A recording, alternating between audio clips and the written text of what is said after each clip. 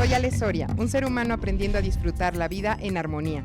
Mi vocación es contribuir a una mayor plenitud y realización en el ambiente laboral. Compartiré en este espacio contenido que pertenece al modelo educativo de semiología de la vida cotidiana desde mi experiencia empresarial de más de 17 años en colaboración, integración y liderazgo. Bienvenidos. Hola, bienvenidos a esta nueva aventura en este nuevo ciclo, nuevo año al cual intencionamos con todo nuestro amor.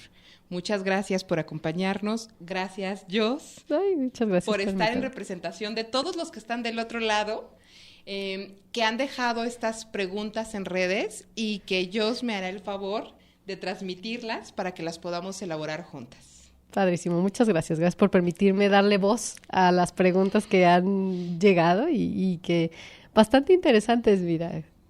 Adelante, sí, Jos. Empezamos con la primera, bastante retadora, mira. Preguntan, ¿cómo un colaborador puede amablemente decirle al líder, al jefe, pues que a lo mejor el liderazgo no está siendo muy funcional? Hablando específicamente, quisiera entender si tú hablas mucho de que el líder tiene que hacer un trabajo personal, o sea, ha hablado mucho en los episodios, ¿no?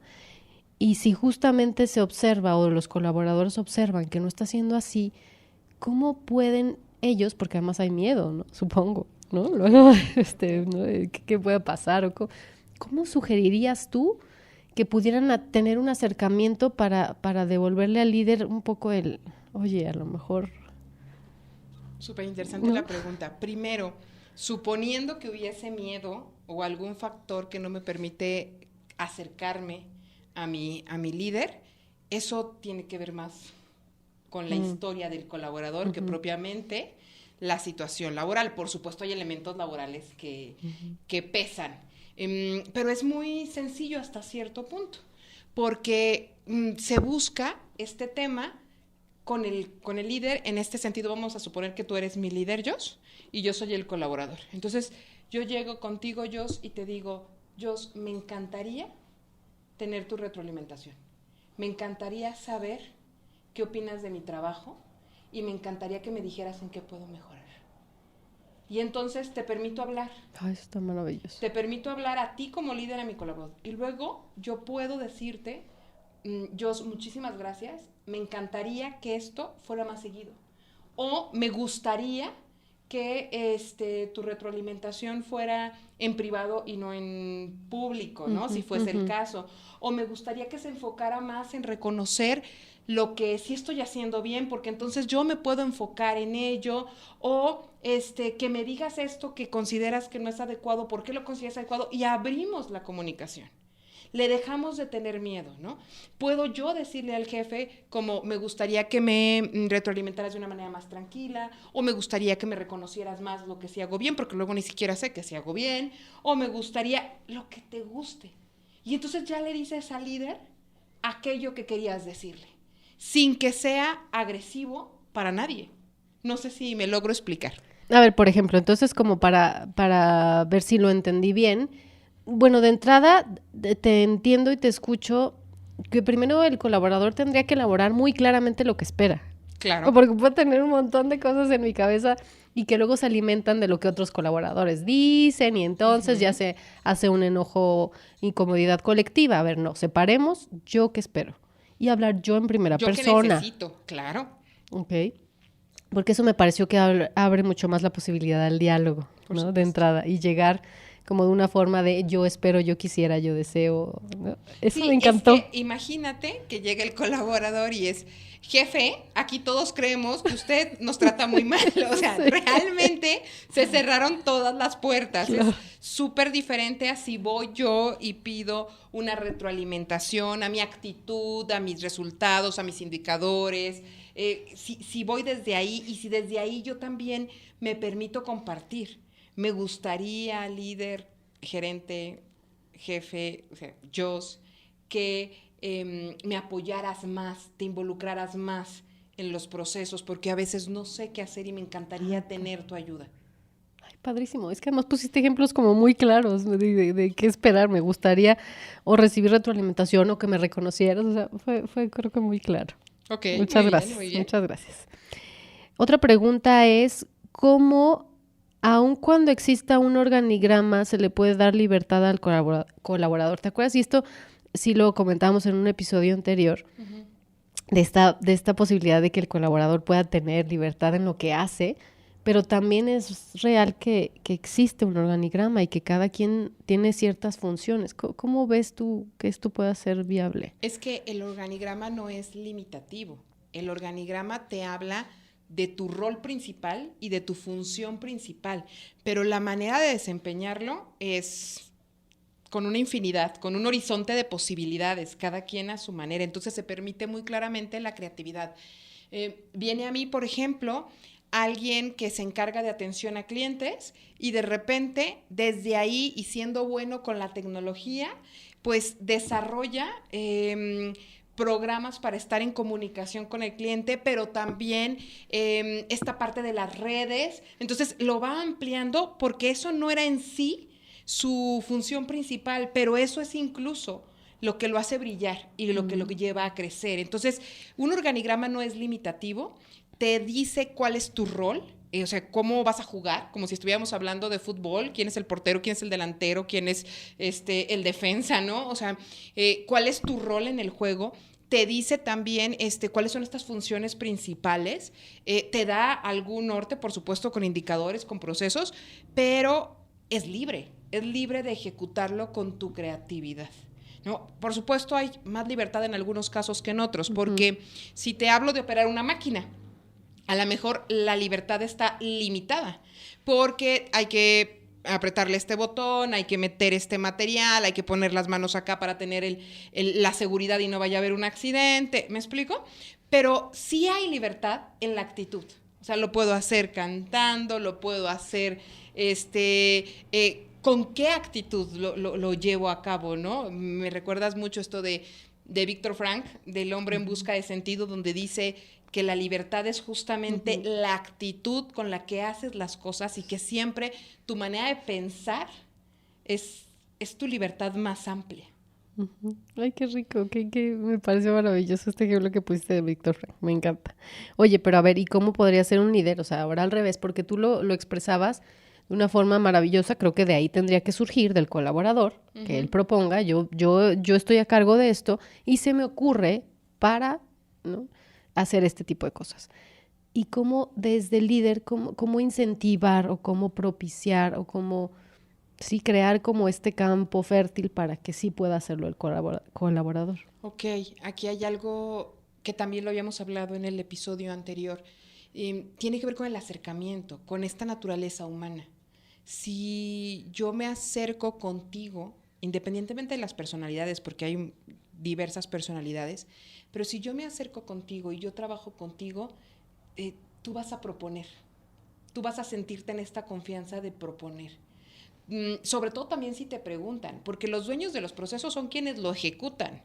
Los operarios, los colaboradores, o sea, la persona que está ahí. Entonces, si tú llegas y le dices, ¿cómo podemos mejorar esto? De verdad que de ahí viene toda la propuesta, ¿no? Porque luego también como líderes, como directivos, nos queremos poner bien creativos y entonces estamos pensando acá qué será lo mejor para el proceso, el mejor programa, y podemos llegar a cometer errores con las mejores intenciones, porque qué bueno que podamos proponer algo que vaya a venir bien al equipo, pero hay que llevarlo a los que lo ejecutan y preguntarles a ellos qué opinan y qué se puede mejorar. Obviamente no vas a poder conciliarlo de todos, pero los tomas en cuenta. 2, los escuchas. Te das cuenta qué es lo que ellos pueden aportar o qué es lo que ellos proponen y va a llevar a una mejora, y entre todos llegan como a este consenso de lo que es mejor, y esto integra, porque esto te lleva al final de cuentas a un logro, aunque no haya sido tal vez mi idea, pero la propuse y entre todos consideramos que eso es lo más adecuado, solo que esto se lleva tiempo, entonces es mucho más fácil llegar a imponer.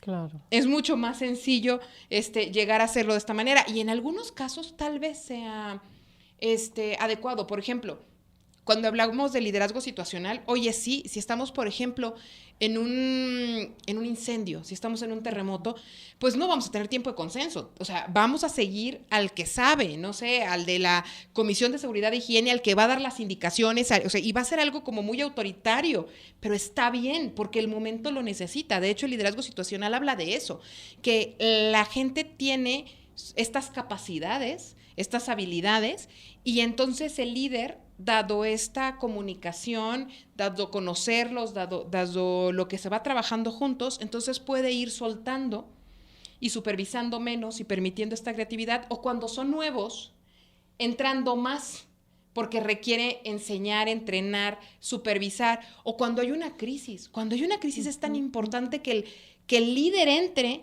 para que quite la angustia, la ansiedad a los demás y diga, no se preocupen, yo estoy a cargo. O sea, tomamos esta estrategia que es lo que viene mejor para todos, pero yo me responsabilizo de ella, aquí estoy. Y entre todos hacemos el ajuste. Entonces, de esto va, ¿no? De realmente vernos. Y me encantó porque fue una pregunta, y fue una pregunta detonadora. Fue una pregunta que observa una necesidad, pero que también genera confianza cuando viene desde el genuino, sé que eres el experto y sé que tú puedes ayudarme a ver cómo podemos hacer esto mejor, ¿no? Uh-huh. Y entonces me encantó desde una pregunta, ¿no? Pero con esta confianza en que el colaborador es quien es el experto en esa área. Sí, padrísimo. El que conoce más. Que conoce más. Otra pregunta es, ¿cómo podemos ayudar? ¿Cómo le haces tú? ¿Qué sugieres cuando hay dos colaboradores o varios que tienen un conflicto entre ellos? Tú como líder, ¿cómo ayudas a que puedan resolver el conflicto? O si es algo que toca al líder. Sí le toca al líder, ¿no? ¿Por qué? Porque es su equipo de trabajo y porque es parte de... estas diferencias son justo los detonadores, siguiendo con las palabras de la anterior, que te ayudan a hacer la cohesión en el equipo. Entonces, por supuesto que el líder puede abordarlo. Normalmente, el que haya un conflicto tiene que ver con dos factores. El primero, esta educación, estos condicionamientos, esto aprendido, que lo estamos viendo ahí o que lo estamos proyectando ahí. Y el otro tema es la personalidad, ¿no? Mi personalidad, tu personalidad, y entonces de repente parece que no encontramos puntos de encuentro, sino que al contrario hay como estos roces. Entonces, bueno, ¿qué tiene que hacer el líder? Híjole, espero no ser muy romántica con la respuesta, porque justo hoy me preguntaba alguien, me hacía una consulta a alguien y me decía, ¿Cómo le hiciste tú o cómo le haces o cómo le hacen otros líderes cuando tenemos dos personalidades difíciles? Y entonces mi respuesta era queriéndolos. Porque si no, la verdad es que metemos más imposición, metemos más de, bueno, pues tú haces esto, tú haz lo otro, y entonces es darle la razón a uno, darle la razón al otro, generar resentimientos, abrir distanciamientos. Entonces, la única forma es queriéndoles, si lo pongo menos romántico, conociéndoles, uh-huh, para que entonces, espero no ser redundante, pero es como esta parte de, es que tú eres muy bueno en esto, y tú eres muy bueno en esto otro. Y entonces, ¿cómo nos podemos complementar? ¿Cómo desde este trabajo juntos, yo te hago brillar a ti, tú me haces brillar a mí? Y cómo ponerlos a hacer eso. Incluso a veces los líderes son muy inteligentes y los ponen a hacer algún tipo de tarea, actividad o proyecto, donde esto se da, si quieres, refunfuñando, ¿no? Por estas dos personalidades, pero cuando logran. Entonces es cuando se conocen, o sea, me ha tocado ver cómo hay estos juicios sin querer. Y entonces es, no, bueno, pues es que este personaje se la lleva súper light o es súper tibio, ¿no? Y luego de repente trabajan juntos, tienen alguna actividad juntos, alguna capacitación juntos y es, wow, o sea, realmente me había perdido de conocerlo y tengo mucho que aprenderle. gracias. Y es que tampoco se conocían. Es correcto. Claro. Los únicos se sabían el nombre, el puesto y cada quien, qué hacías tú y qué hacía yo, pero en realidad no se habían visto. Es como ver pero no ver al mismo tiempo, ¿no? Que decimos mucho en semiología. Si te pongo la palabra paz en chino, ¿no? Y tú ves ahí como el símbolo, pues lo ves y no lo ves al mismo tiempo, porque si no sabes chino y no viene la traducción, lo ves, pero no lo comprendes. Es correcto. Cuando tú tienes ese simbolismo o esa traducción, entonces ya dices, claro, dice paz. Y es bien diferente. Entonces así nos pasa, ¿no? En el mundo laboral y en la vida personal, veo y no veo al mismo tiempo. ¿O qué me refleja esta persona que me hace tanto ruido, ¿no? Claro, y que tiene más que ver con cómo clasifiqué yo y cómo yo me hice una historia a propiamente la persona que mucho gusto, ¿no? Claro. Uh-huh. Sí, pero qué maravilloso, porque incluso después de pasar ese conflicto, se vuelve un vínculo más fuerte. Sí. O sea, de hecho, eso es lo que más me gusta en las empresas. Cuando tú llegas a una empresa y haces un diagnóstico y detectas la debilidad y empiezas a trabajar sobre esa debilidad o área de oportunidad, la conviertes en la fortaleza, en la ventaja competitiva. Sí. Qué maravilla, hay que tomarnos el tiempo de contribuir a que resuelvan sus conflictos. Sí. Y me encantó esto de tener un proyecto en común para que se conozcan, padrísimo. Oye, querida Ley, bueno, para cerrar, a ver, piden que puedas poner ejemplos de cómo aterrizar esto de que un líder sea como este director de orquesta que hace que todo funcione de maravilla y que está ahí, tú decías la vez pasada, no viene aquí, pero yo recuerdo que decías que es el facilitador, ¿no? Uh-huh.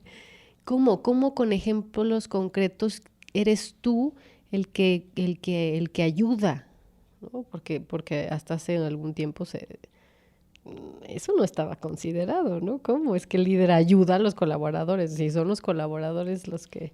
Es que hay desde cosas bien sencillas. Por ejemplo, vamos a hablar de que tu trabajo requiere de un equipo de cómputo y tu equipo de cómputo ya está obsoleto o es demasiado lento o no está siendo funcional.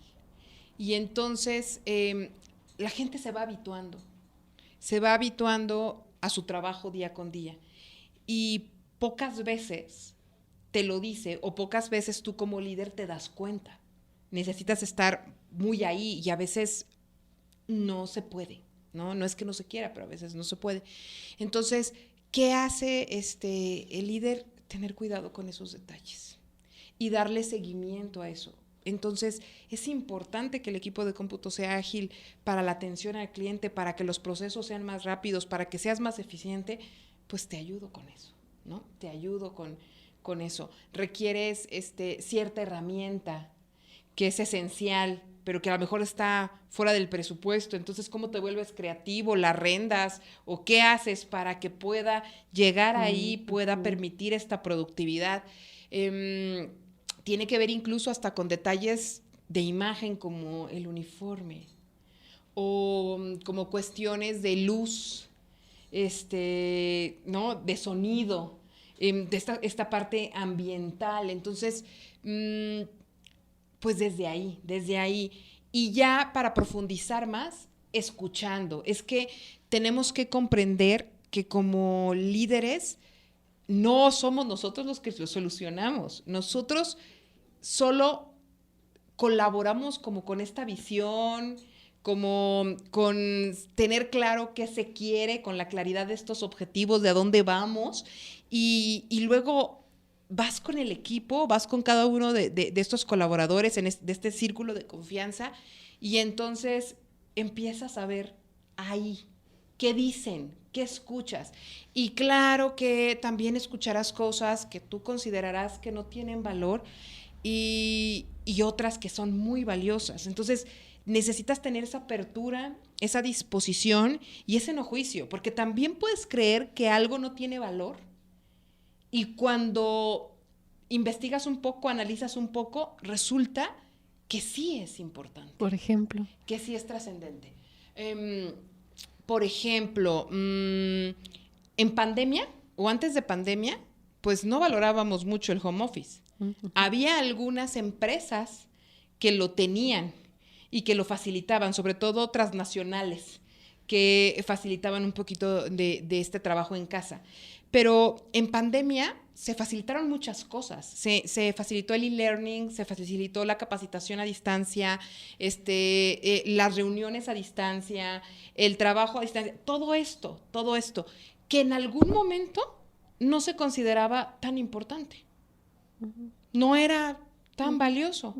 Y que realmente descubrimos todos que sí tenía una gran trascendencia y que podíamos ser incluso más eficientes, porque antes tal vez nos trasladábamos a una ciudad, a un corporativo, todos a una junta, con todo lo que implica en tiempo, viáticos y demás, y aprendimos a que sí, a lo mejor hay unas juntas que tienen que ser presenciales, pero hay otras que no, y que te ayudan a eficientar tiempos y gastos. O sea, este tipo de detalles en los que te vas dando cuenta. Otro ejemplo también muy burdo. Naves industriales muy frías por el material con el que se construyen. Y de repente, este detalle del café caliente, de la canelita, del agua caliente para el té. Cómo hace un cambio completo, ¿no? Y oye, si te dicen, oye, hay que poner en la línea de producción una cafetera, pues probablemente sea así como ¿para qué? ¿No? O sea, ¿cuál es el sentido? Pero tiene una gran relevancia cuando me siento considerado. Porque, y además voy a tomar el café, y cuando voy a tomar el café, saludo al de al lado. Claro. Y entonces alguien tiene que renovar la cafetera porque somos muchos. Entonces hacemos equipo para ver quién lava la cafetera, quién le pone el café. Oye, ya tenemos café, ¿quién se va a traer las galletas? ¿No? O sea, se va haciendo si lo queremos muy técnico, esta pausa activa funcional, pero es una integración que pareciera indirecta, pero es la más genuina. Y entonces nos vamos incluyendo, nos vamos acompañando, pero pudiera ser irrelevante. Tú dile a un jefe en una línea de producción, es que necesitamos una cafetera, y dependiendo de la sensibilidad del jefe o del dueño, ¿no? Habrá quien diga, claro que sí, y hasta las galletas, y habrá quien diga, ¿para qué? ¿Van a perder el tiempo en el café? Y tal vez sí, tal vez se tomen 10 minutos, pero son 10 minutos que se vuelven mucho más productivos porque la gente se siente bien. Y cuando las personas se sienten bien, somos mucho más productivas porque estamos en una frecuencia diferente. Por supuesto. ¿No? Y también si me siento bien con el compañero, pues el ambiente es diferente. No es lo mismo ir a trabajar a un lugar donde me siento tenso y a nadie conozco, a ir a trabajar a un lugar donde aquí estamos, ¿no? Donde sí nos conocemos, sí nos vemos y hasta carrilla nos echamos, ¿no? O sea, digo, todo desde esta parte del respeto, pero que te permite esta armonía en los ambientes porque no somos robots. Claro, y además es muy cultural, ¿no? También creo que es mucho de nuestra cultura latina que lo necesitamos. Sí. Sí, o sea, es cuando conectamos con estas raíces, hay como una alegría, hay una celebración de la vida. Sinergia, Exacto, sí. que se traslada al trabajo. Sí, lo veo. Sí. Oye, querida Ale, con estas preguntas o estos cuestionamientos que escuchaste el día de hoy, ¿tú con qué te quedas? ¿Que hay algo que resuene? ¿Hay algo que tú observaste que se pueda integrar como a manera de cierre? Ya lo he dicho antes, Jos, y de entrada me encantaría que tú cerraras con lo que a ti te resonó. Pero ya lo he dicho antes, esto tiene todo que ver con la administración del tiempo. Estamos tan acostumbrados a administrar nuestro tiempo para solucionar problemas que se nos olvida que hay que hacer tiempo para permitirnos la creatividad, para permitirnos la integración, la mejora de procesos, el acercamiento con el usuario, con el cliente final, el escuchar a todos los colaboradores operativos, mandos medios, a todos los directivos, que además también todos tienen, insisto, siempre las mejores intenciones, pero cómo llevamos esta atención y esta dedicación a que coexistan de verdad de la mejor manera como un bien común y no que nos estemos peleando o en malos entendidos de es que tú no me dejas hacer lo que yo quiero hacer y todo este tema y es que tú tienes algo contra mí y a volverlo personal cuando no es así, ¿no? Entonces, ¿cómo dedicarle este tiempo? Por eso me encantaba lo que decías y lo que decíamos en este episodio anterior, es que esto va de un desarrollo personal. Y esto va de un interés genuino por todos, por los colaboradores, por los usuarios, por los clientes, por los directivos, por todos, porque dado que todos estemos bien, todos vamos a estar mejor.